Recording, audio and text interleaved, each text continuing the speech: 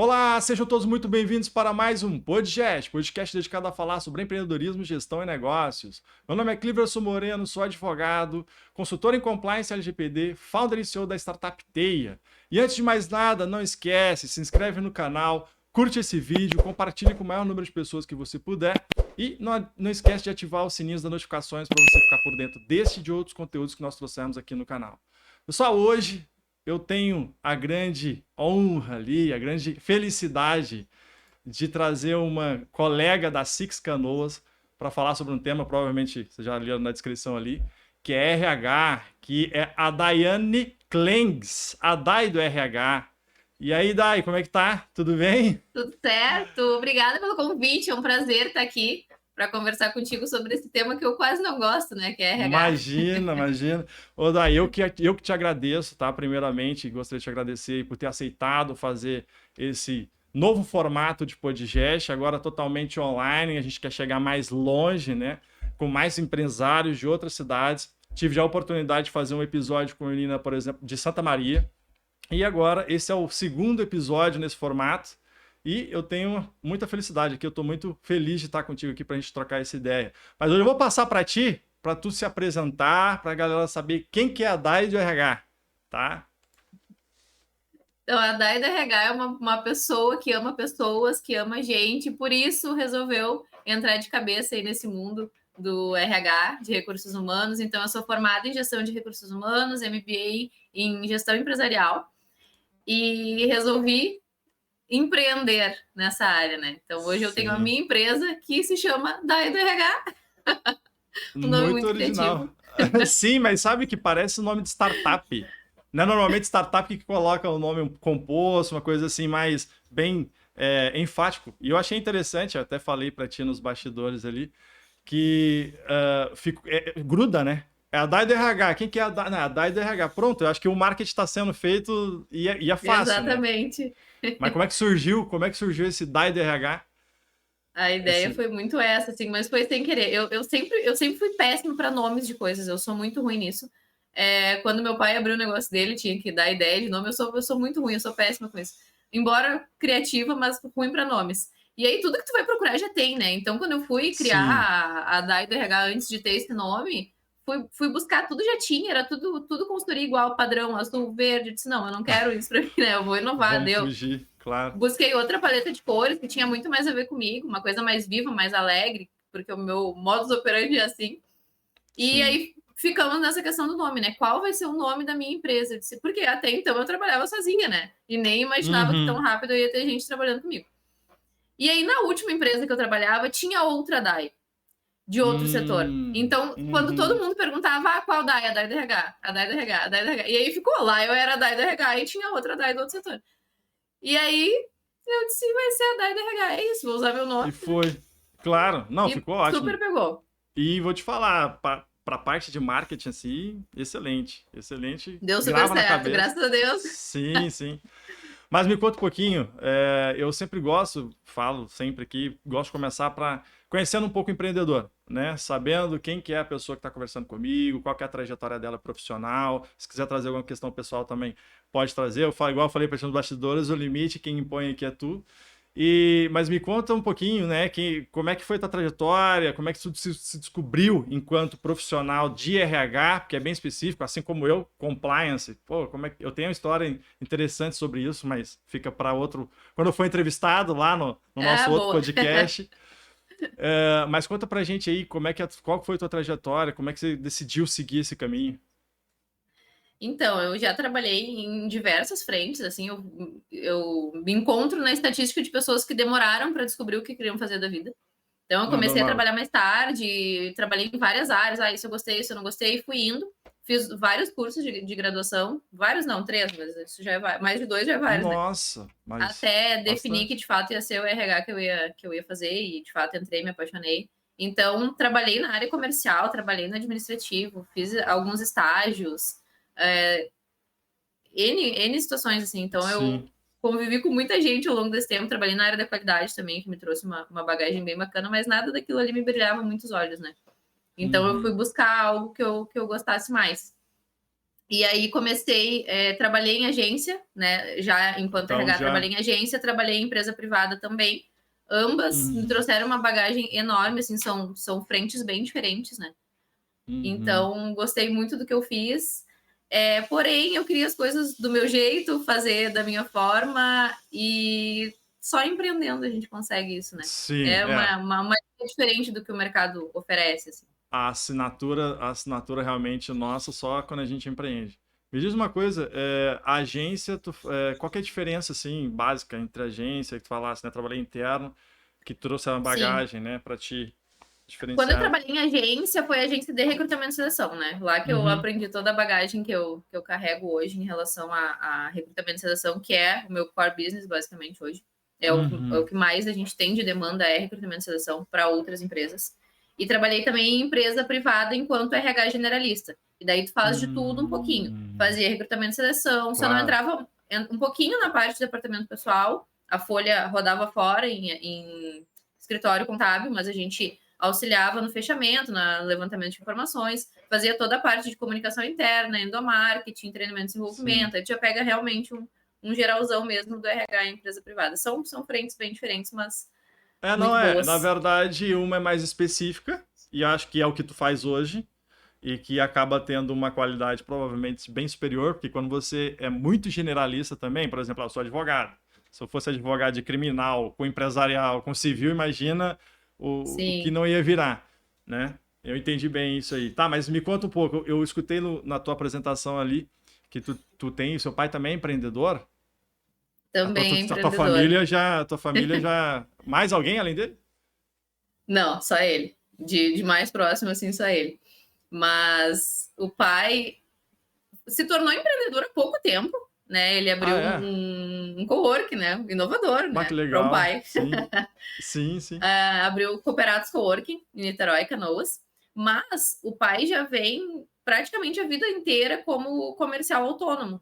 Então, o autônomo Hum, também é um empreendedor, né? Embora tu preste serviço para uma empresa específica, mas tu tem o ônus também do empresário, do empreendedor, né? De não ter aquela segurança da carteira assinada, da CLT. Então, eu já venho com isso desde berço, sabendo que quanto mais eu trabalho, mais chance eu tenho de ganhar, de me sim. destacar. Não Uhum, aquela questão de tu estar tá sempre ali ganhando o mesmo salário. Então, eu já venho com esse desprendimento da CLT desde sempre, que eu acho que faz sim. muita diferença também Sim, para tu sim, sim. poder arriscar a empreender. Uhum.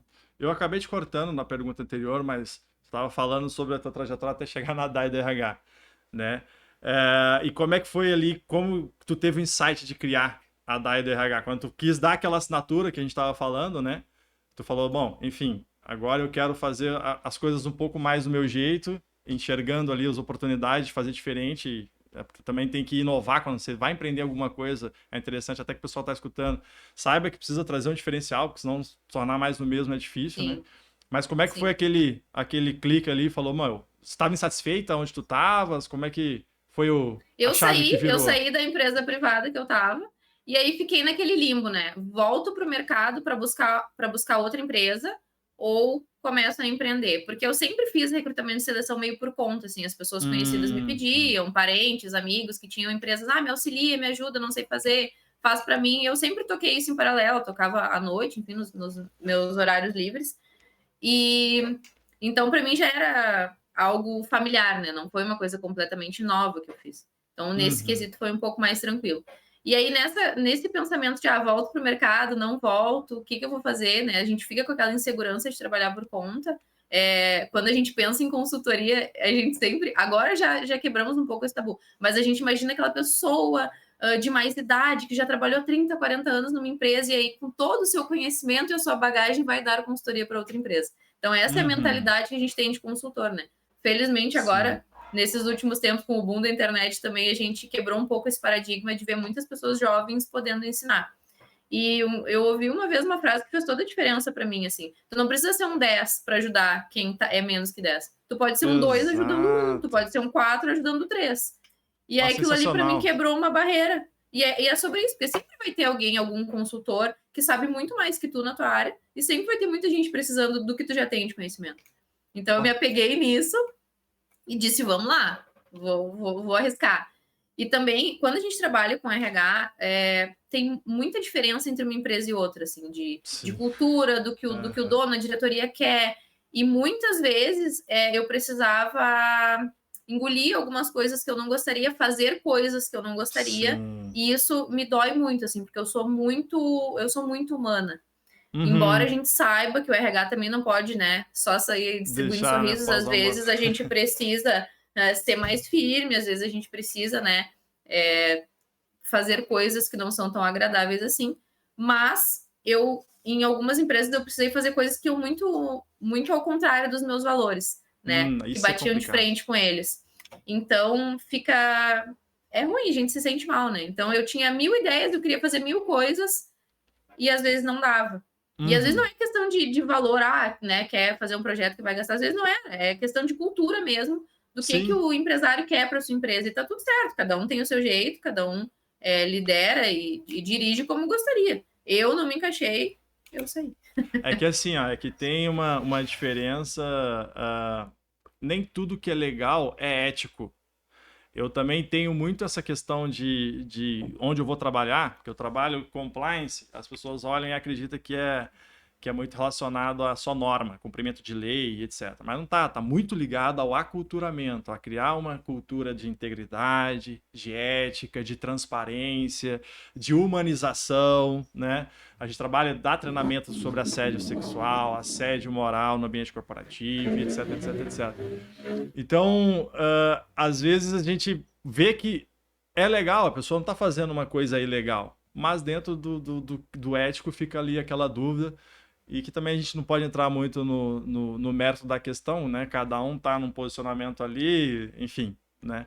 Mas eu particularmente, por vezes, eu já neguei fazer certas coisas, por princípios mesmo, que eu falei, cara, e quando a gente faz cursos sobre compliance, sobre, né, sistemas de gestão, etc. Eles falam, cara, você tem que ter um perfil de negar. Se você for só pelo dinheiro, você não vai atingir o propósito, não vai atingir todo aquele objetivo que tu tem, que tá além ali de você só fazer a norma. Só que óbvio que a gente tem que se adequar também ao mercado, né? Porque não Sim, adianta nada, senão a gente não paga as contas, né? exatamente. Mas assim, mas eu te entendo perfeitamente. Só se fazendo esse adendo aí que eu te entendo perfeitamente.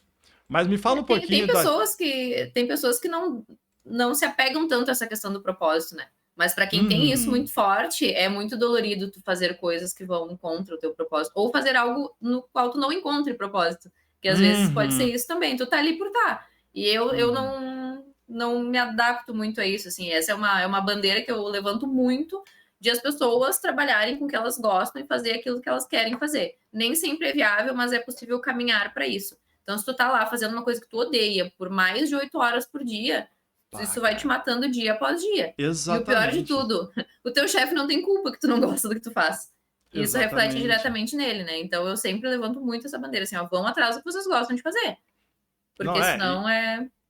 cara, vamos falar, né? Imagina se diariamente passando 8 horas dentro de uma coisa que você faz que você não gosta. Realmente, você falou tudo, você se mata todos os dias. Eu não sou milionário, tá longe ainda, tem que correr muito para estar onde eu quero estar ainda. Mas vou te falar que eu não trocaria a vida que eu tenho trabalhando com o que eu faço, por isso que eu tô correndo, né? E aí aquela correria para ver se consegue se manter no mercado fazendo aquilo que gosta, né? Mas, Dai, aqui, queria passar um pouquinho agora para o teu business, né? É a Dai do RH. E qual que é o teu business core? É só recrutamento? E já faço até uma pergunta que pode parecer besta para ti, mas para mim não é, porque eu sou leigo. O que um RH tem? Do que é composto os serviços que é lá? É só você contratar? É só recrutamento? Aí eu sei que o departamento pessoal também realiza o pagamento. Se tu puder dar um panorama geral, tanto do teu business core quanto do que abrange ali um trabalho de RH, eu te agradeço. Certo. É uma pergunta muito pertinente, porque para nós isso é muito fácil, para a gente que é da área, né? Mas é uma confusão e, na verdade, até uma limitação que as pessoas têm, porque é o que aparece mais, né? Que é o Uhum, recrutamento e seleção e é o departamento pessoal. Então, primeiro a gente tem que diferenciar uma coisa da outra.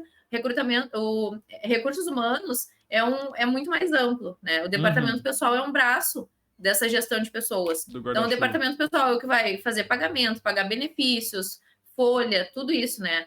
questão de ponto, toda essa parte mais burocrática, admissão, rescisão, tudo isso é com o departamento pessoal. Dentro do RH, a gente tem outros subsistemas que a gente chama, que aí são recrutamento e seleção, treinamento e desenvolvimento, endomarketing, e assim a gente vai indo. Então, o RH deveria, pelo menos, fazer, né, muito mais do que recrutamento e seleção apenas e departamento pessoal. O que acontece é que muitas empresas não têm ou conhecimento ou até mesmo tempo para fazer as outras coisas, porque muitas vezes acham que não é uma prioridade. Então, onde é que entra o trabalho da DAI e do RH nesse sentido? Além do recrutamento e seleção que a gente faz, também tem a parte de consultoria de gestão de pessoas. Então, um dos nossos braços mais fortes dentro da consultoria é a implantação de RH estratégico dentro da empresa. Seja para uma empresa que já tem um RH que não é tão estratégico assim, que ele é só operacional, ou implantar numa empresa que não tem nada de RH, que só tem a contabilidade que faz a folha e ali dentro a gente não tem ninguém responsável por essa parte de cuidar das pessoas, de pensar nas pessoas, né? Porque hoje é muito importante a gente trazer uma informação que muita gente não sabe, que é quem cuida das pessoas de fato, quem faz a liderança é o gestor, é o líder. Né? O RH pensa na parte estratégica das pessoas. Então, muitas empresas acham que não é responsabilidade do líder direto, é o líder direto daquela pessoa que vai cuidar da gestão dela. O RH dá um suporte, o RH fortalece cultura, traz procedimentos, normas, ele define um esqueleto para que o gestor pelo menos tenha, né, um modo por onde se guiar, para ter uma bússola. Mas quem faz a gestão de pessoas mesmo é o gestor. E às vezes, muitas empresas a gente vê que o gestor se exime dessa responsabilidade, ou por não saber, ou por não querer, ou por não ter um RH. Deixa pro RH, né? É que assim, ó, é complicado, porque normalmente o RH, eu já falei isso também no outro episódio que eu falei pra ti que eu fiz com a Betina, que é da startup Cadê Meu Feedback. Eu falei, às vezes a empresa é eu RH, né? E tem a questão dos custos, mas refletindo bem com relação a custos, às vezes não vale a pena se economizar, por exemplo, com a consultoria para escolher, porque a gente chegou na conclusão, batendo um papo muito sobre vários assuntos, que tudo é feito de pessoas, a empresa é feita de pessoas, a vida são feitas de pessoas, tudo tá, o centro são as pessoas. Então, se você tiver um mau profissional dentro, você vai acabar gastando muito mais pelas besteiras ou por tudo pelo ambiente tóxico que a pessoa pode trazer, etc. Então não vale a pena economizar, né? Mas me diz um pouquinho assim, com relação à gestão estratégica do RH, o que seria isso? Vamos lá, o que é uma gestão estratégica? Hoje, isso é muito comum também nas startups, eu sei que tu conversa com muitas pessoas de startup, é bem comum na cultura da startup o RH estar presente no RH estratégico, que às vezes numa empresa mais conservadora não, o RH é aquela salinha que fica ali, ela não é estratégica. Mas hoje, pegando o gancho que tu disse, que tudo é sobre pessoas, e sim, como que o RH não vai estar na mesa de diretoria falando sobre algum projeto, alguma pauta? Porque em todos os projetos das empresas existem pessoas. Então, como que a gente não vai ter esse olhar das pessoas na mesa, né? Conversando junto. Então, esse é o movimento que está acontecendo de alguns anos para cá, de o RH sair dessa linha dele e participar também das decisões estratégicas, né? Com um olhar mais voltado para as pessoas. Assim como o financeiro tem o olhar naquele projeto voltado para a grana, para o dinheiro, tem o RH que vai ser voltado para as pessoas. Como que a gente pode fazer melhor ou para engajar as pessoas nesse projeto? Enfim, seja lá eficiência, que for, mas um olhar voltado para as pessoas, exatamente. Então, enquanto RH estratégico, como que a gente faz isso dentro de uma empresa, né? E por que também que as empresas às vezes optam por consultoria externa? Porque às vezes talvez até tenha um RH interno lá dentro, mas essa pessoa fica tão soterrada de tarefas operacionais que ela não consegue ter tempo, eu já passei por isso enquanto RH também, não consegue ter tempo de parar, sentar, criar estratégias e formatar um RH. Depois vou falar um pouquinho mais sobre isso, do que é um RH bem estruturado e estratégico. Então, acaba que é muito mais fácil pegar um consultor externo, que ele vai focar somente nisso, e ele não vai ficar apagando incêndio, conversando com o colaborador sobre qualquer perrengue que possa ter acontecido, né? Ele não vai fazer as coisas mais operacionais que tomam muito tempo. Não vai fazer recrutamento e seleção, que a gente sabe que toma um baita tempo também das empresas, né? Eu digo enquanto consultoria de implantação, não enquanto recrutamento e seleção. E enquanto implantação de RH estratégico, porque assim, Hoje está tudo muito conectado, né? Em termos de gestão de pessoas. A gente tem lá o cargos e salários, o plano de cargos e salários, que é muito importante que exista. A gente tem toda a questão, então, de um recrutamento e seleção coerente com a cultura da empresa, com as competências que a empresa precisa, que ela quer buscar. A gente tem um endomarketing voltado para uma comunicação, e endomarketing não é só comunicação interna, tem uma série de coisas, né? Buscando engajamento, a melhor forma de conversar com esses colaboradores, a melhor forma de tornar eles mais produtivos, né? Dentro do endomarketing, então, a gente tem a questão de treinamento e desenvolvimento, então tá tudo amarradinho. A gente não consegue fazer coisas baixadas do Google, vamos dizer. Eu quero fazer uma avaliação de desempenho na minha equipe. Me manda uma avaliação que tu tem aí. Não tem como, porque o que tu busca, né, da tua equipe, né? Quais são as competências que a gente tem que avaliar para tua equipe? Então tá tudo muito amarrado. E o que o RH estratégico faz? Ele desenha esse esqueleto de processos e de como as coisas vão funcionar de acordo com o objetivo estratégico da empresa. Exemplo, me chamaram porque a gente quer dobrar de tamanho em 3 anos. Ok, o que a gente vai fazer diferente para isso? Se eu continuar com a mesma equipe, com os mesmos processos, com os mesmos números, a gente vai crescer o que o mercado permitir. Mas não é uma coisa agressiva. Então, ok, o que a gente tem que fazer? Analisar todas essas pessoas, fazer uma descrição de cargos que muita empresa não tem. Então, o que essas pessoas têm que fazer? Quais são as obrigações? Quais são as competências que elas precisam ter? Para eu chegar aqui eu estou aqui, para eu chegar aqui, que competências estão me faltando? Que profissionais eu preciso daqui a pouco contratar para adquirir essas competências que hoje a gente não tem para conseguir chegar onde a gente quer? Então, beleza, a gente começa a criar um mapa, né? Vocês analisam a performance do colaborador também? Tipo, não sei se tem como mensurar isso se não tiver previamente estruturado um modelo ali, né? Os critérios de performance. Mas vocês fazem esse tipo de trabalho também para ver se ele está sendo produtivo, quanto que ele poderia ser, ou não está muito dentro desse escopo, essa parte aí? Não tanto só isso, né? A gente consegue fazer isso dentro de um projeto maior, com a questão do treinamento e desenvolvimento, por exemplo, e a avaliação de desempenho. Então, a gente geralmente, quando a gente inicia um processo de implantação de RH completo, a gente começa conversando com as pessoas da empresa, conversando com gestores, depois fazendo a descrição de cargos bonitinho, direitinho, vendo, avaliando quais as competências das pessoas que estão na empresa já têm, sejam competências técnicas ou comportamentais, que ambas andam lado a lado e são muito necessárias.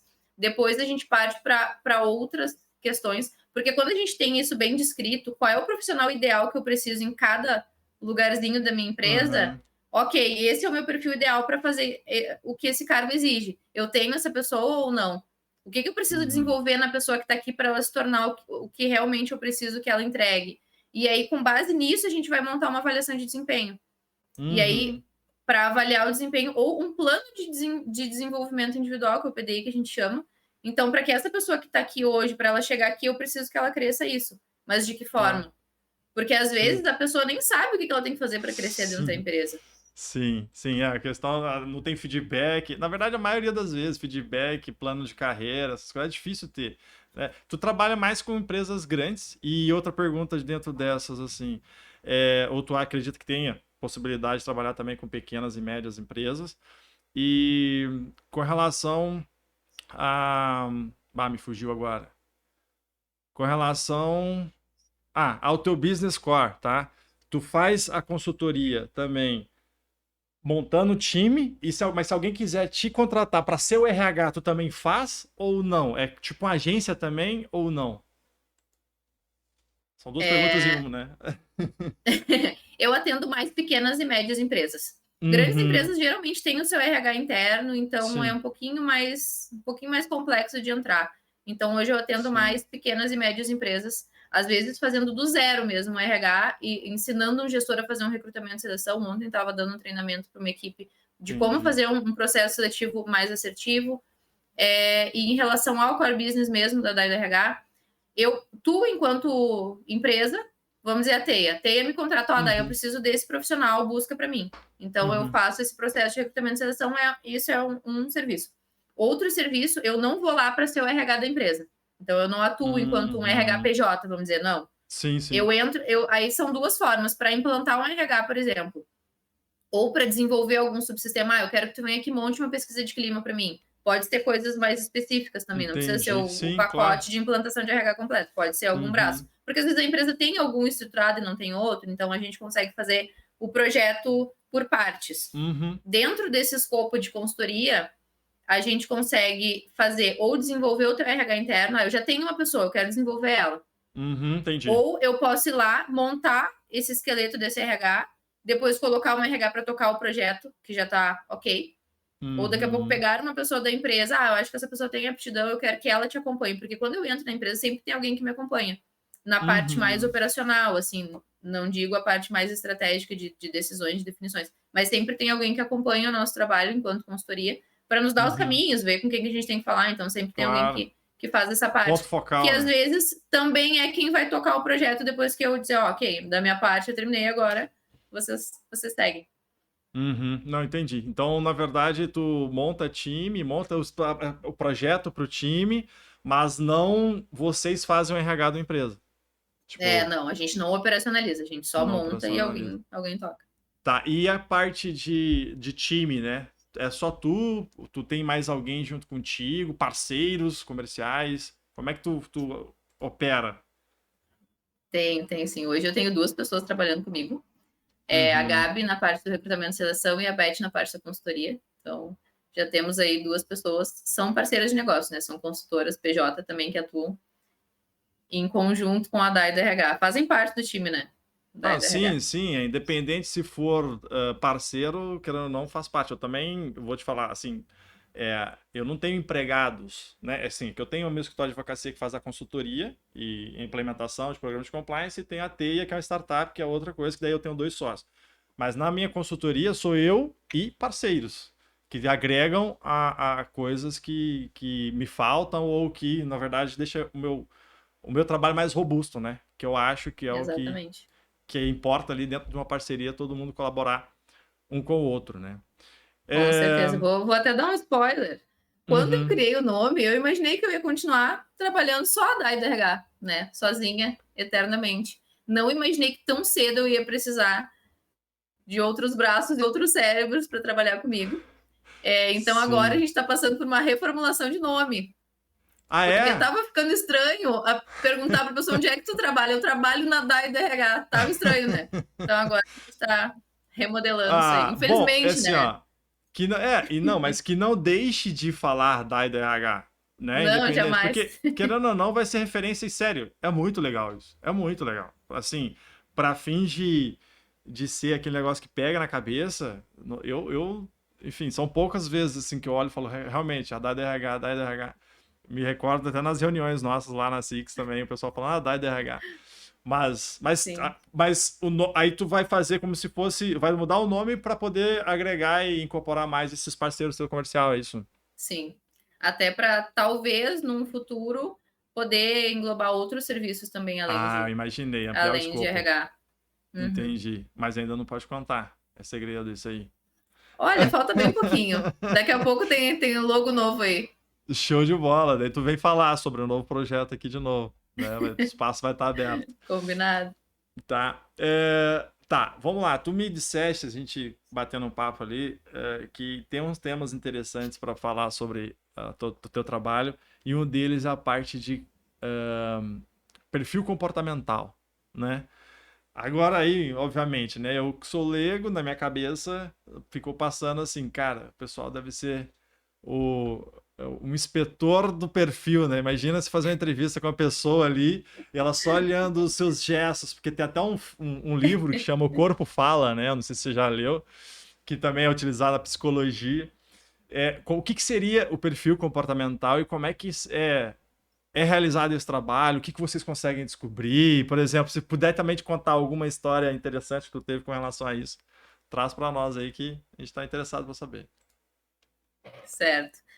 O que eu sempre digo sobre perfil comportamental é que quem conhece perfil comportamental é um divisor de águas na vida, tá? E não é Uhum. só uma questão profissional. Eu sou uma apaixonada por perfis, por falar sobre perfis, por analisar perfis também. Porque realmente isso traz um esclarecimento muito grande assim, sobre as pessoas. Uhum. Quando eu falo de perfis comportamentais, eu sempre me refiro à metodologia DISC, que é um método de avaliação de perfil comportamental que tem no mercado. Então, o que é? O DISC, ele nos divide em 4 grandes perfis, né? Então, todos nós temos um pouquinho de cada um, mas geralmente tem um que predomina. E é com base nisso que a gente vai se basear, porque cada perfil tem um jeito de ser diferente, uma forma de se comunicar diferente, uma forma de entender as coisas diferente. Então, faz toda a diferença na vida pessoal. Eu brinco muito nos casamentos também, quando eu vou fazer palestras sobre isso. Que tu tem que entender qual é o perfil do teu parceiro. E aí, quando eu falo sobre, as pessoas começam assim, tu viu falando? Começa a se cutucar na plateia, é sensacional. Ai, e acha que tu é uma, e tu acha que tu é a mãe de Iná, por estar descobrindo as coisas só para identificar o perfil. É quase uma bola de cristal. Exatamente. Sim. Mas é muito incrível. E profissionalmente também, para tu poder fazer uma contratação mais assertiva, para o líder entender como lidar com aquele liderado, para o liderado entender como lidar melhor com o seu líder. Porque dentro desses 4 perfis, um briefing muito rápido, a gente tem o perfil dominante ou executor, que ele é um perfil muito mais proativo, um perfil muito mais direto, muito mais sem frescura. Assim, o negócio dele é resultado, Sim. é foco na tarefa e vamos e sai atropelando. E vamos fazer acontecer. O perfil comunicador, ele é um perfil muito mais de comunicação mesmo. Ele é um perfil mais expansivo, ele gosta de falar, ele é muito mais voltado para pessoas do que para tarefas. Então, via de regra, né, generalizando, não quer dizer que seja uma regra, a gente vê esse perfil mais na galera de marketing, de comunicação, vendedores, galera que gosta de conversar, que onde tá faz a diferença. Sabe aquela pessoa que chega e tu vê que ela chegou? Faz todo sentido. São os comunicadores. Então, são pessoas muito mais expressivas e, como elas são muito mais focadas nas pessoas do que nas tarefas, elas não gostam muito de rotina, assim, elas não gostam de sentar e fazer uma planilha, sabe? Então, a gente já vai identificando algumas coisinhas. O terceiro perfil é o estável ou o planejador. A gente tem 2 nomes, dependendo da corrente aí de pensamento que tu usa ou do teste que tu usa, mas são complementares. Então, esse perfil ele é um perfil muito mais introspectivo. Ele é voltado para as pessoas também, como comunicador, mas o comunicador ele gosta de ter um monte de pessoas, relações mais rasas. O planejador estável, ele tem menos relações, mas bem profundas. Então, são aquelas poucas pessoas para quem eles se abrem, contam segredos. São pessoas mais introspectivas, muito cuidadoras, são pessoas que têm pessoas da área da saúde, de RH, então são pessoas mais acolhedoras, são pessoas que planejam mesmo as coisas, né? Por isso os planejadores, eles conseguem fazer as coisas com mais detalhes também, assim, né? E o quarto e último, mas não menos importante, perfil, são os conformes, de conformidade, ou analistas, que é aquele perfil muito mais voltado para as exatas, por exemplo. Galera da engenharia, financeiro, contabilidade. Então, ele é um perfil extremamente mais minucioso, mais detalhista. É aquele perfil, assim, que vai esmiuçar ao máximo as coisas. É aquele perfil que não vai deixar passar. É muito difícil um analista errar. É muito difícil, porque ele vai olhar 1000 vezes aquilo antes de entregar. Então, é um perfil bem diferente. Ele também é um perfil mais voltado para tarefas. Mas, por exemplo, assim, a gente brinca que enquanto o executor, lá, o primeiro, enxerga a floresta inteira, e às vezes são bons líderes por isso, o analista ele vai enxergar a raiz da árvore, ali no detalhezinho. Então, assim... O profissional mais técnico específico dentro daquela, né? Sim. O pessoal de TI tem deve ser paciência para aquilo ali. Via de regra, a maioria. Não é uma regra, né? Não quer dizer que todos precisem ter esse perfil predominante, mas a gente vê até como uma tendência de dar mais certo. Porque, por exemplo, como é que tu vai colocar o comunicador que fala o tempo inteiro, que está sempre procurando interagir com pessoas que não têm foco em tarefa para fechar uma folha de pagamento? Que ele vai ter que passar, talvez, um turno inteiro sentado olhando a mesma planilha. Não consegue. Ele vai bagunçar o setor. Ele pode fazer, mas assim, vai ser um sacrifício para ele fazer aquilo. Então, quando a gente começa a entender isso, quando a gente começa a entender essa questão dos perfis, tu sabe muito melhor como lidar com as pessoas e de que forma demandar as coisas para elas. Porque, por exemplo, o perfil executor, que ele é focado em resultado, ele quer agilidade, ele quer a produção, ele quer ver o resultado, ele quer ver a coisa acontecer. Então, ele é uma pessoa extremamente direta e objetiva. Quando tu for falar com um executor, não pode ter muito rodeio, ele não tem paciência. Então, vai direto ao ponto, é isso e isso, ele não tem rodeio. Os feedbacks dele são extremamente diretos. Doa quem doer, porque não é pessoal. Ele quer, vamos agilizar a reunião, e cada um vai pro seu canto e vamos seguir o baile. E amanhã ele já esqueceu se ele te deu um baita esporro, porque na cabeça dele... A pessoa ofende, nem sabe. Não foi por mal. Exato. E aí, se a gente tem um planejador na equipe dessa pessoa dominante e executora, ele vai passar 3 meses ruminando aquele feedback. Porque ele vai dizer assim, mas essa pessoa não tem coração. Sim. Os dominantes são taxados sem coração, né? São desumanos, mas eles são pessoas diretas. Já se um dominante tem um liderado que é estável, planejador, ele sabe que ele precisa ter mais tato para falar com aquela pessoa. O feedback precisa ter um pouquinho mais de cuidado com as palavras, porque essa pessoa vai levar pro coração e vai se magoar.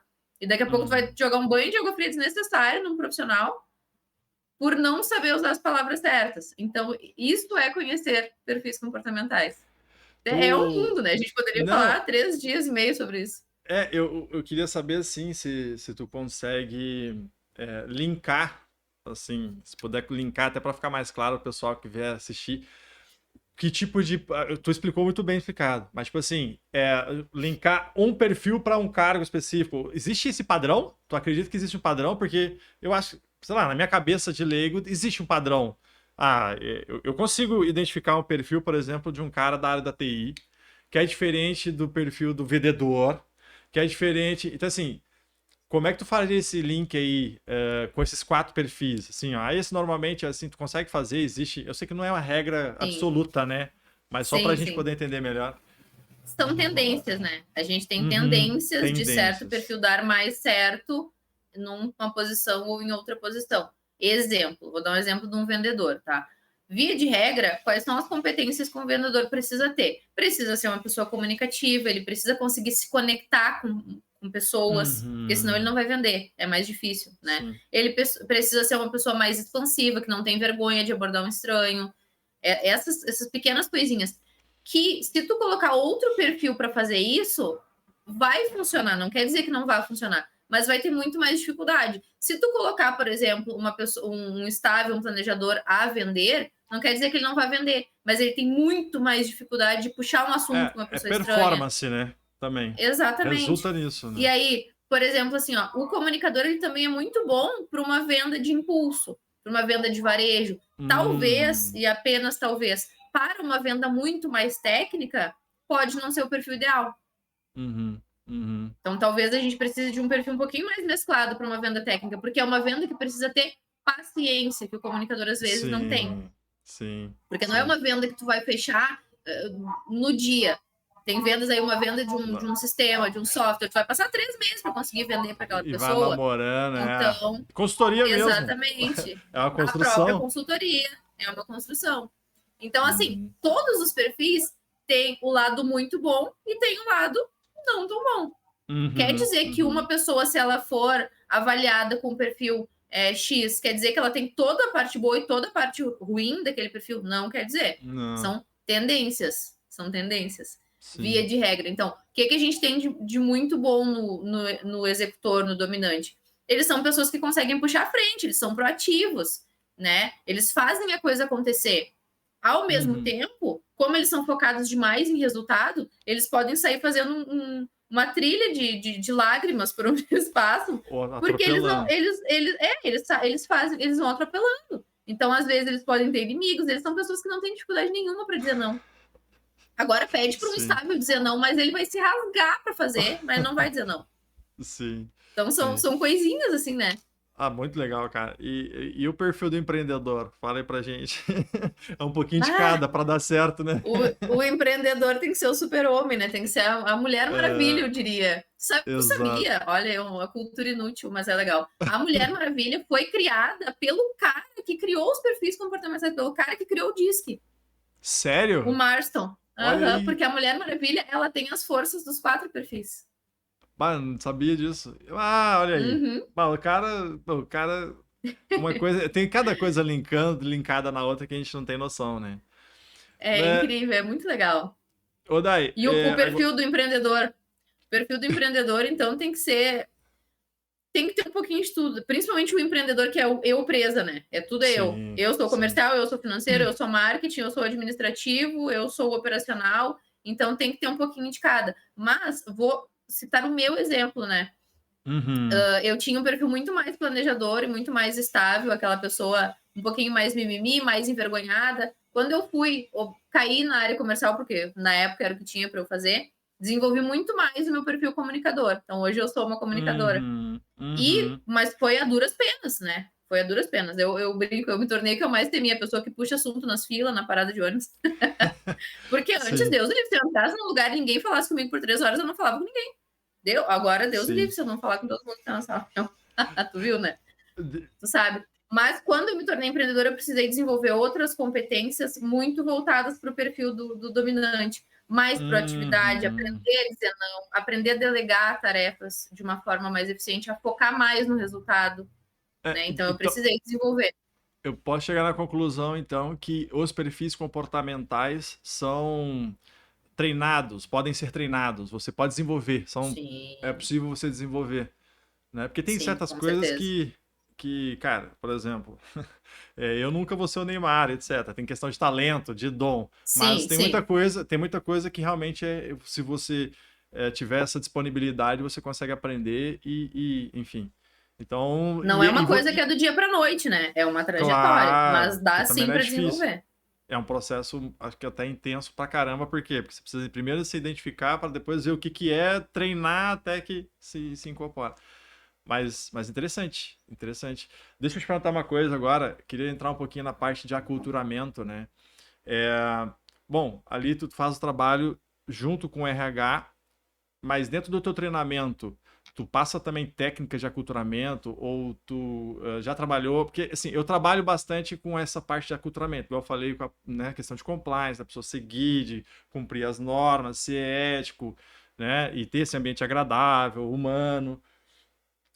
Só que isso é uma construção, assim como o perfil comportamental para qualquer pessoa, empresarial, você criar uma cultura empresarial é uma construção de anos, não é? E Anos. depende muito dos seus gestores também, porque o tom vem de cima, né? É o exemplo que arrasta, a alta direção que vai ditar como é que aquilo funciona. E não adianta você tentar mudar dos gestores para baixo. Se lá, quem manda, quem está no Não topo, adianta.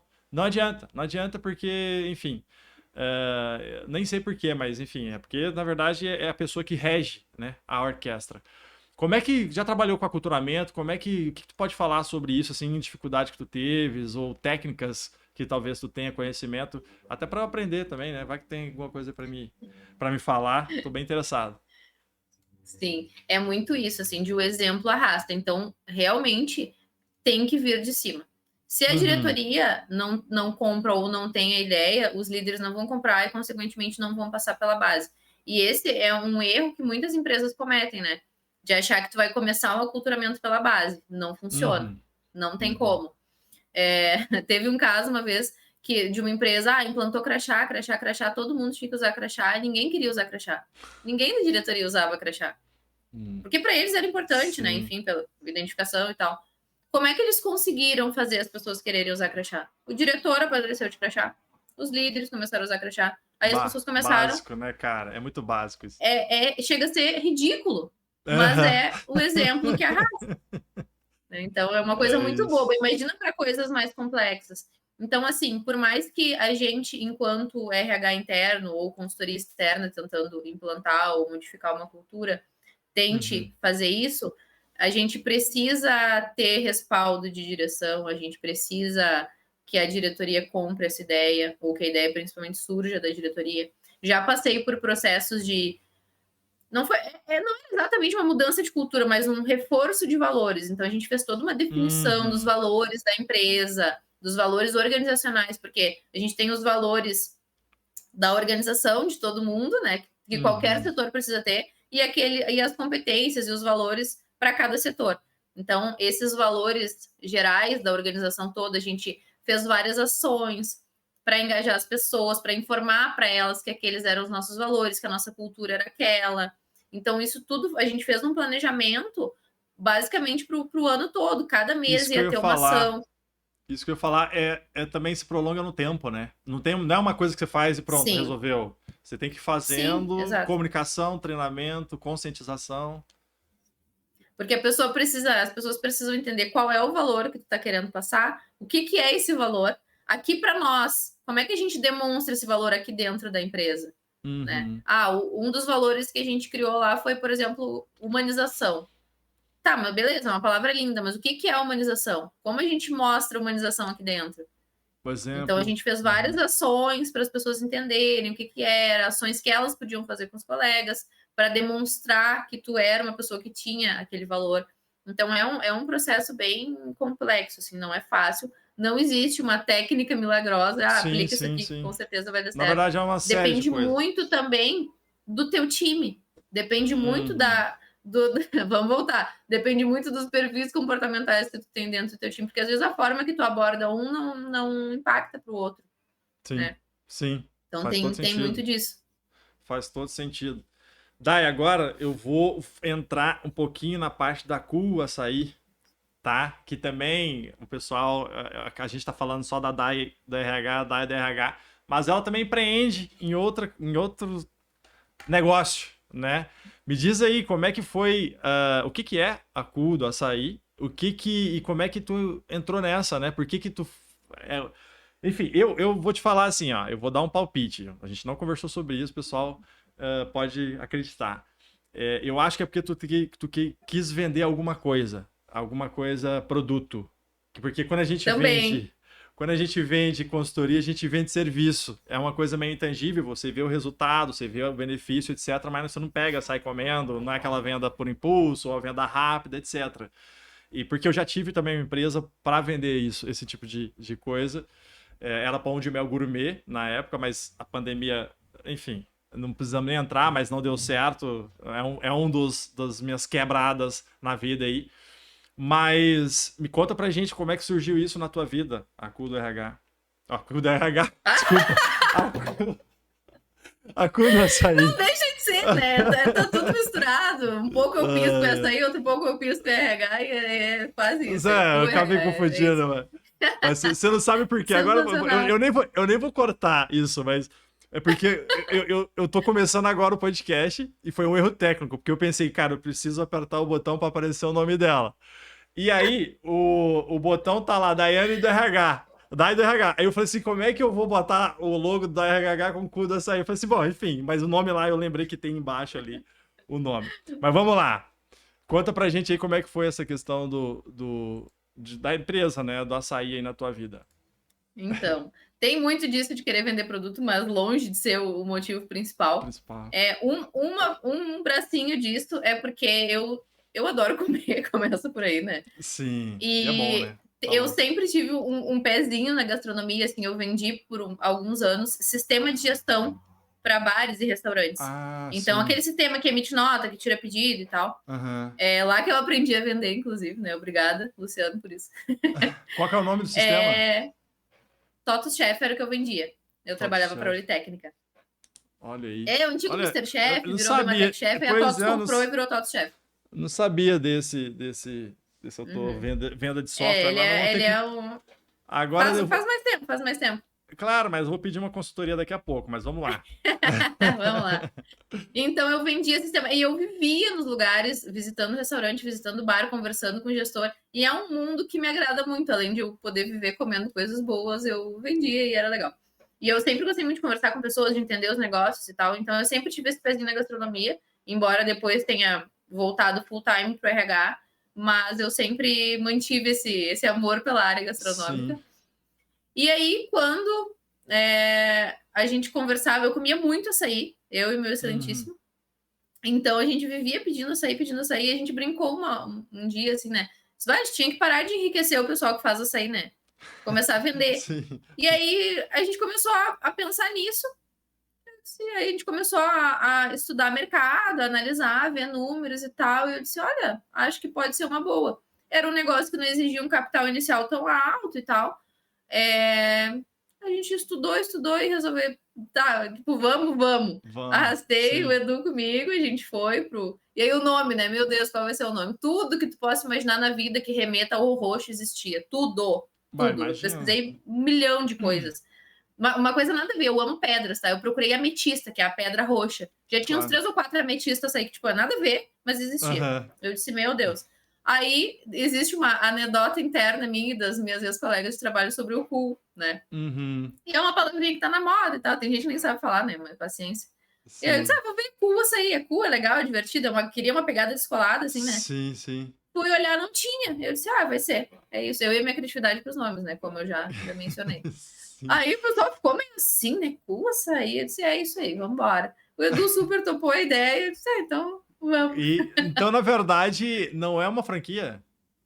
Não, não é uma Caramba, franquia. olha que loucura! Eu vou te confessar, assim, abertamente, que eu achava que era uma rede de franquias e que tu era uma franqueada. E, enfim, eu pensava, ó, vou te falar, vai dar muito certo isso aí. Porque, cara, tem muito legal tudo, assim. Então. E aí vocês pegaram, fizeram, e como é que foi essa arrumação inicial, cara? Isso eu vou te perguntar, porque foram as dores que eu sofri quando eu tinha. Quando eu tinha o meu ateliêzinho de fazer pão de mel gourmet, junto, também comecei com minha esposa, etc. Cara, a gente falou no primeiro dia. Vamos produzir. No primeiro dia de produção. Tá faltando isso. Tá faltando aquilo. Sendo que a gente já tava há 8 meses. E aí faltou, cara, coisas básicas que a gente não tinha. A gente nunca tinha trabalhado com gastronomia. Talvez contigo não foi assim, né? Mas teve alguns perrenguezinhos no começo ali até. E as receitas? Até Como é que hoje. funciona isso? Sim. Até Mas. hoje. A gente é muito recente, né? Então a gente ainda tem muito perrengue aí. Sim, Tem sim. sim. Olha, a gente começou, felizmente, a gente teve um anjo na nossa vida, que é a Ana, do Açaí do Nordeste, na Zona Sul de Porto Alegre, que nos deu toda a caminhada, assim. Ela é a esposa Ah, de um amigo legal. do Edu. Então, ela abriu tudo pra gente, como é que funcionava, como é que deixava de funcionar, fornecedor, produtos que ela usava, o que que dava certo, o que que não dava, isso aqui eu já tentei, não deu, isso aqui eu tentei, é legal. Então, assim, a gente foi, Uhum. esmiuçou muito, porque o que que a gente não queria? Ser aquela empresa que começa em 1 mês e em 3 meses fecha. A gente não queria isso. Uhum. E aí eu Uhum. tenho um probleminha muito sério chamado perfeccionismo, que Uhum. eu não considero uma característica boa para muitas coisas, mas para outras eu considero. E aí é a minha veia do perfil comportamental analista e conforme que não consegue começar nada sem estar 100%. Uhum. Então eu fico nervosa com as coisas não organizadas. Eu sou assim também. Então o que a gente tentou fazer? Deixar tudo 100%. Logo criado, adesivo, papel craft, carimbo, tudo, assim, a gente pensou em Uhum. absolutamente tudo. Me fui às planilhas de Excel, eu, de humanas, que mal sei fazer conta, me fui ao Excel tentar achar o tal do markup do negócio. Calcula. E noites em cima daquilo e cochilando em cima do computador. Eu disse, não, mas hoje eu preciso terminar isso aqui. Ai, terrível. Terrível. Aí, ó, cada um na sua expertise, né? Sim, não Eu, sou quadrado. mas, infelizmente, nem sempre a gente consegue pagar todo mundo para fazer as coisas que a gente não tem É, competência suficiente para fazer, então a gente tem sim. que meter a cara e aprender a fazer. Mas, enfim, saiu o tal do markup, a gente conseguiu, porque eu queria entender como precificar de forma correta, porque muita gente Uhum. acha que, estou comprando a 5, vou vender a 10, estou tendo 50% de lucro, tá ótimo. Lê do engano, né? E é assim Viajou. que as pessoas acabam quebrando. Sim, Então, tu sim. tem que embutir naquele preço teu produto, todo o teu custo, além da matéria-prima, né? Que são coisas diferentes. Então, a gente foi pesquisar, buscou, fez muita pesquisa de fornecedor para buscar os mais em conta. Tentamos compras maiores, até em parceria com a Uhum. Ana, tipo copo, para baixar Claro. valor para pegar direto do, Uhum. do, do, fabricante, não passar por distribuidor. Então, a gente correu muito, assim, foram muitos meses de planejamento para poder abrir do jeito que a gente queria. Sim. Vendo o sistema, hoje eu uso o sistema que eu vendia, Olha aí, que legal. e uma série de coisas, assim, mas a gente esbarra em muitas coisas por não ter know-how do negócio, né? A gente não vem da Uhum. área de gastronomia, Sim. de formação, nem nada assim, então a gente acaba esbarrando com muitas coisas de mercado mesmo, que acabam sendo mais desafiadoras, né? Mas é muito É, diferente de vender produto, de fato. sim, sim. E eu não sei se tu se esbarra, não sei como é que é o teu produto em si, mas se tu esbarra em shelf life, estoque, tem um monte de coisinha, né, que você precisa ficar ciente, assim, produção, porque eu não sei como é que funciona a produção de um açaí, assim, como é que funciona, como é que tem que ser armazenado, quanto tempo dura, etc. Mas com certeza tem tem as suas pormenores ali. Mas olha, eu vou te falar que o tempo, né? Eu fiquei no mercado um pouco mais de um ano, tá? Eu saí por escolha de, enfim, eu já estava. Agora a gente vai no break-even, né? O ponto de equilíbrio ali. E aí veio a bandeira preta em 2021 ali. Eu falei, cara, não dá. Aí eu tava com. Eu cheguei a ter uma moça na produção. Aí eu tive um vendedor que também fazia as vendas e tal. Mas foi mais uma desistência do que assim quebrar. Mas é que assim, ó, eu também cheguei na conclusão que eu amo fazer o que eu faço do jeito que eu faço. Porque quando eu tive que ir no final de semana pegar meu carrinho e ter que fazer entrega, porque ainda não, né? Eu tava na pandemia, etc. E é caro, você vai para um pão de mel ali que custa, é gourmet, então ele já custava 8 pila. Se você for mandar entregar, o cara não vai comprar, e não tinha ponto de venda, assim, meu Sim. próprio e tal. Então eu acabei vendo assim, não, eu tenho algumas coisas na minha vida que eu preciso priorizar, família, final de semana, trabalho pra caramba durante a semana. E aí eu falei, não, mas tá bom. Aí voltei assim pro meu core business principal aqui e foquei na teia. Daí a partir daí eu já queria fazer a teia há muito tempo. E aí foquei no desenvolvimento da teia para poder ampliar ali o escopo para além da consultoria. Mas é legal, cara. Eu achei São escolhas, realmente. né? É, mas eu vou te falar que eu achei realmente que era franquia, né? E uma coisa que eu ia te perguntar, que eu até anotei aqui, é como é que tu lida com a questão do foco? Porque uma das questões que eu aprendi a dores, né, através da dor, foi a questão do foco.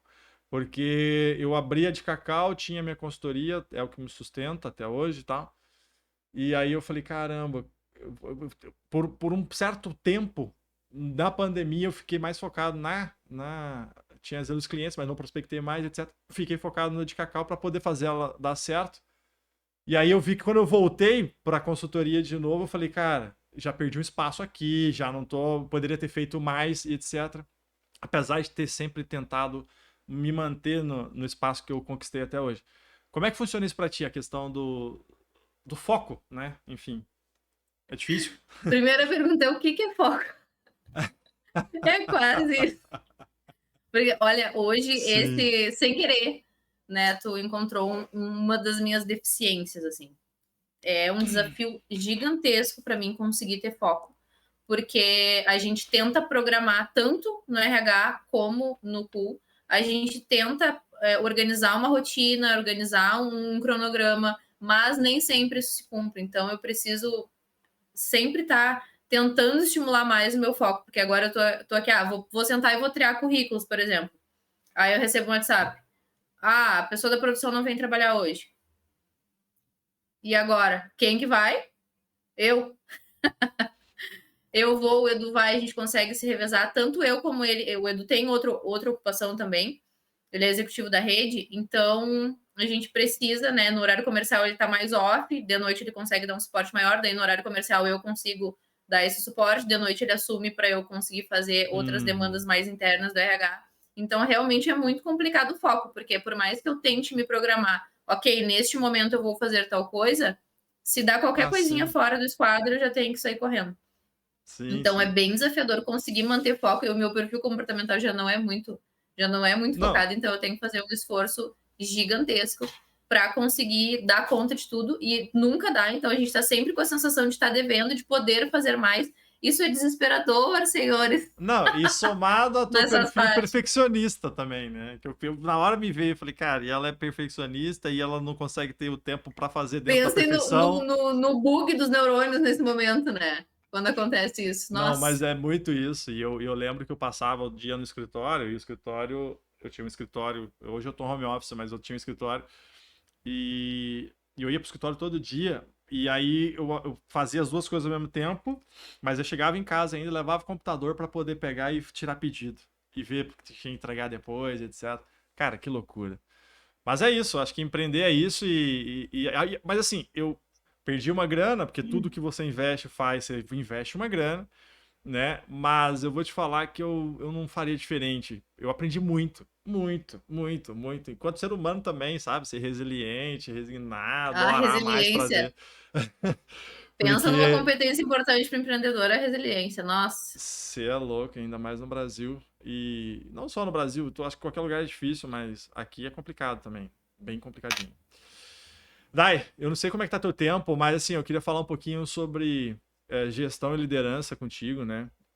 Bora? Dentro disso, a gente já falou um pouco sobre a questão de foco, mas para além do foco e do tempo, né? O que tu encontra dificuldade dentro do teu setor? Tanto da CU Açaí, quanto também da RH, assim, para desenvolver o seu trabalho. Por exemplo, hoje na Teia, tenho muito problema com desenvolvimento, com desenvolvedor. Graças a Deus encontrei dois anjos aí que são meus sócios e que tá abraçando a causa comigo, mas eu passei muito tempo, ela não tá ainda no ponto que eu gostaria que ela estivesse por questão de desenvolvedor que, enfim, muito caro, que tem dentro do acessível, não faz bem, etc. Mas me conta um pouquinho aí da tua experiência com relação aos teus problemas e como tu desenvolve isso. Hoje, os meus principais desafios, eu acho que são muitos os desafios dos meus clientes e do mundo inteiro, né? Que são pessoas. Embora eu Uhum. trabalhe com isso, não quer dizer que eu tenho uma fórmula mágica para resolver isso Uhum. tudo. Então, hoje, a gente tem passado por um momento de mercado que eu realmente não sei muito bem o que está acontecendo, mas uma Tá escassez estranho. de mão de obra absurda. Absurda, assim, eu estou apavorada realmente. Muitos clientes vêm recorrer à consultoria de recrutamento e seleção de forma externa, que nunca precisaram antes, como enxergando uma luz no fim do túnel, porque está realmente muito complexo. Anteriormente, assim, sempre foi muito difícil encontrar bons vendedores, né? Porque é um perfil mais complicado. Pessoas de TI também têm um certo grau de dificuldade. Pessoas para atendimento, que trabalham sábado, domingo, de noite, também não é muito fácil. Mas a área administrativa, por exemplo, era assim, tu abria uma vaga, chovia currículo. Uhum. Administrativo, financeiro, que tem muita gente no mercado capacitada, né? Agora, mesmo para vagas mais administrativas, está bem complexo. Então, eu Sim. não sei o que está acontecendo no mercado, onde é que estão essas pessoas, porque Ah, mas os índices de desemprego continuam muito altos, né? pois é, isso que eu ia E mesmo perguntar. assim, Não tá? Eu achei que estaria faltando emprego, mas no teu caso, assim, na verdade, tem a não. questão é qualificação, né? Porque emprego, na verdade, se tem até sobra emprego, talvez porque não tem pessoa qualificada, né? Talvez aí Exatamente. a gente tem também um pouco da base da estrutura educacional do Brasil, né? Inventa num negócio um pouquinho mais complexo. Mas então, essa parte de conseguir encaixar a vaga no conjunto com o empregado ali é que tu tá tendo mais dificuldade atualmente dentro do teu. Exatamente. E muitas empresas têm essa mesma questão que tu comentou, por exemplo, de precisar de um profissional nível X, porém não conseguir pagar por esse profissional. Então, esse é um Uhum. desafio enorme que a gente tem dentro das empresas, porque elas vêm com aquele perfil desenhado, ó, eu preciso deste profissional. Só que hoje, por exemplo, eu tenho vagas que a galera no mercado está ganhando o dobro do que o meu cliente pode pagar. E aí? E aí? E Só que a aí? gente entende também que nem sempre o cliente, ou que nem no teu caso, tu não conseguiria desenvolver internamente um desenvolvedor júnior para ele chegar no sênior que tu precisava. Uhum. Como fecha essa conta daí? É Sim. bem desafiador. É, Bem é. desafiador. Realmente. E o cara te contrata pra tu resolver esse pepino. Selecionar melhor, o júnior que tem é mais habilidoso, etc. Aí faz mais Assim, sentido ainda. enquanto consultoria, a gente faz um trabalho um pouquinho diferente também, às vezes de conscientização da própria empresa, sabe? Ó, com Uhum. essa remuneração e esse perfil, a gente não vai conseguir a mosca branca Sim. do mercado que tu está procurando. Então, assim, não tem como. E eu vejo também, né? A gente não é santo milagreiro dentro do RH, né? O que a gente faz? A gente dedica tempo para isso. Porque só Sim. quem já fez um processo seletivo sabe o tempo que demora. Tu abre 100 currículos para tirar 10, para 5 te responderem e para 3 faltarem a entrevista e tu conversar com um, que às vezes também não Ou é bom. dois.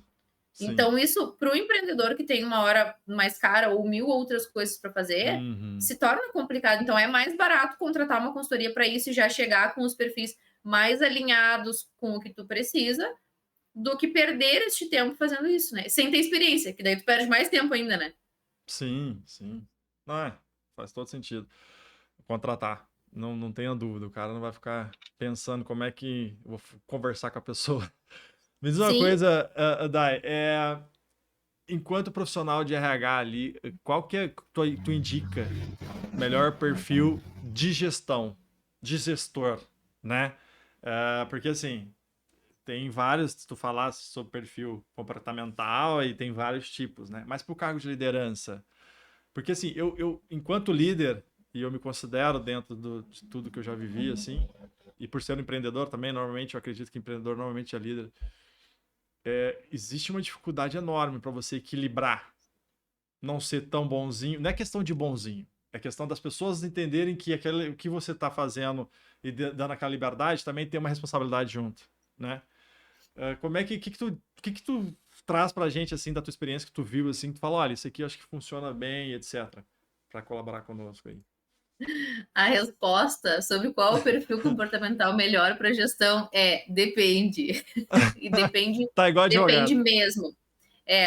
Mas realmente depende, porque qual é o teu negócio, qual é o perfil do teu time, o que que tu precisa atingir, porque cada perfil ele atinge mais fácil determinadas coisas, determinados objetivos, ele executa Uhum. melhor determinadas tarefas. Hoje, enquanto líder, o que que tu precisa mais? Por exemplo, não, eu preciso de um líder muito motivador, de impulso, que puxe à frente, que seja proativo, que resolva os problemas para mim, porque eu não consigo resolver. Eu preciso de alguém que faça acontecer. Ou não, vamos por eu, enquanto diretor, eu consigo ser mais estratégico, mas eu preciso de alguém que tenha um pouco mais de habilidade com as pessoas, porque eu tenho um time grande e eu tenho muita dificuldade de lidar com as pessoas. Então, eu preciso de alguém que tenha um perfil talvez um pouco mais estável, um pouco mais planejador, mais agregador. Ou não, eu sou líder de um time comercial e eu preciso puxar esse time comercialmente falando. Então, eu preciso de um líder mais comunicador. Ou eu tenho um Depende. time, eu tenho um líder de uma equipe financeira. Por mais que essa pessoa seja líder, ele precisa ter uma parte técnica muito grande também. Ele precisa ter a parte Com analítica certeza. para entender se aquele pessoal está fazendo como deveria, para daqui a pouco encontrar possíveis erros da equipe, se é uma equipe mais júnior. Então, Uhum. realmente depende do teu negócio e do que tu precisa naquele momento. E aí você complica o meio de campo, né? Porque o cara, Muito. porque daí eu fico pensando em nós, enquanto empreendedores pequenos, que nós temos que fazer a gestão disso tudo, né? Na verdade, tem que desenvolver as várias habilidades, né? Para poder. Ó, não vai ser perfeito em Ideal nenhum. seria uma pessoa que tivesse a parte boa de todos os perfis e o mínimo possível de pontos a desenvolver de cada um deles. Mas a gente sabe que isso é quase impossível. Então, o que a gente consegue? O que eu fui fazendo enquanto empreendedora? Eu fui a duras penas tendo que desenvolver competências que eu não tinha. Para mim é um sacrifício dizer não, mas eu Uhum. preciso. Para mim é um sacrifício ter que dar um feedback negativo para um candidato, eu ter que dizer para o cliente, para o dono da empresa, que a vaga dele não vai que a gente não vai conseguir uma pessoa como ele quer para aquela vaga. É ruim fazer isso, ser ruim, né? Uhum. Uhum. Mas é necessário, então eu precisei desenvolver isso. Então a gente vai desenvolvendo as competências conforme a gente precisa delas naquele momento. Porque, Sim. na verdade, a gente não acorda assim, hoje eu vou me tornar um conforme analista. Não. Hoje eu preciso ser mais comunicativa. E tu vai buscar ser mais comunicativa. Lá fui eu para a Vox.u fazer o curso de comunicação e oratória. Uhum. Porque naquele momento, né, fazia sentido para mim. Então a gente não se torna um perfil, a gente vai angariando competências Exato. que acabam te tornando mais próxima de um perfil ou de outro. Mas o nosso perfil raiz ele nunca muda, tá? Então, quando a gente faz um Personalidade, teste né? de perfil comportamental pago, a gente vê o perfil originário da pessoa e vê o perfil construído. Então, a gente consegue ter mais noção do perfil daquela pessoa com esse teste, que não é o teste básico que a gente aplica no processo seletivo, é o teste pago daí. Uhum. Sim. Cara, é complexo. Às vezes eu fico escutando assim, eu falo, realmente a gente. E não tem.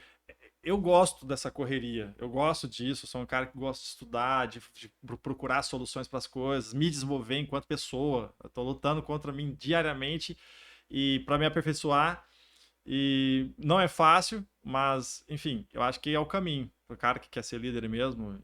É, E os que têm exatamente. sucesso, os que têm sucesso, eu acho que realmente têm sucesso porque já chegou num equilíbrio de tudo isso, minimamente bom ali para poder gerar um resultado positivo, né?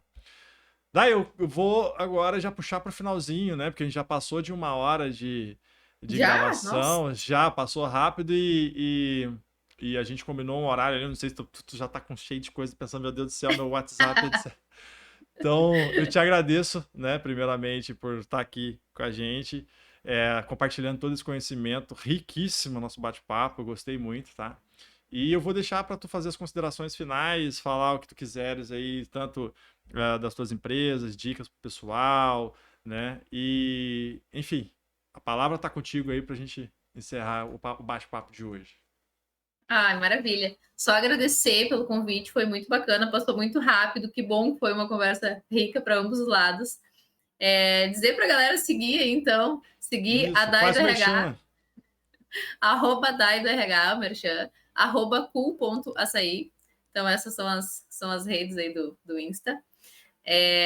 Dizer que para quem está querendo empreender não é fácil, tem que ter muita resiliência, mas sigam firmes, e é bem como o Cliverson falou também. Se achar que não faz mais sentido, bola para frente, vamos trocar. Tantas pessoas hoje mudando de carreira, mudando de profissão, depois de anos de experiência, Sim. e eu acho que hoje o nosso mercado pede pessoas com mais paixão. Então, busquem aquilo que vocês gostam de fazer enquanto empreendedor, enquanto colaborador, seja o que for, mas busquem aquilo que vocês têm vontade de fazer, aquilo que faz o coração de vocês bater mais forte, que faz o olho brilhar. Não quero dizer que por a gente fazer o que a gente gosta, a gente não se incomode, a gente não acorde, às vezes, querendo matar as pessoas, isso acontece, mas a gente não mata. Mas a gente toma 1 litro de floral e tá tudo certo, a gente consegue resolver. Mas a gente trabalha com o que gosta, então isso parece que diminui a nossa carga horária. Hoje é uma escolha minha, é uma escolha nossa, né? Ter um outro negócio, trabalhar em várias frentes. São escolhas, tem dias que eu tô super estressada, tô super atarefada, mas eu tô fazendo uma coisa que eu gosto e que é para mim. Então faz sentido, tem propósito. E eu acho que é o Exato. propósito que acaba movendo a gente para um patamar a mais e para ser feliz fazendo o que faz, né? Então, essa é a minha palavra final. Show de bola. E eu concordo totalmente contigo. O propósito. Tem que viver com propósito, porque senão só vai viver cada dia sem produzir ou produzindo sem felicidade. E cada dia sem produção com felicidade é um dia que se morre, como você disse ali no nosso bate-papo. Então tá, passar aqui então a palavra para mim agora. Pessoal, se você gostou então desse vídeo, se inscreve no canal, curte esse vídeo, compartilha com o maior número de pessoas que você puder e não deixe ali de tocar o sininho das notificações para que você possa ter esse e outros conteúdos sempre que a gente lançar, tá? E manda pra gente, pessoal, comenta o que vocês estão achando, comenta aí, quer mandar uma mensagenzinha para a Dai, comenta ali que eu repasso para ela e segue a gente nas redes sociais, tá bom? Valeu, tchau, tchau. Dá um tchauzinho aí que tá Tchau, aparecendo aqui. tchau. Tchau, tchau. Valeu, pessoal.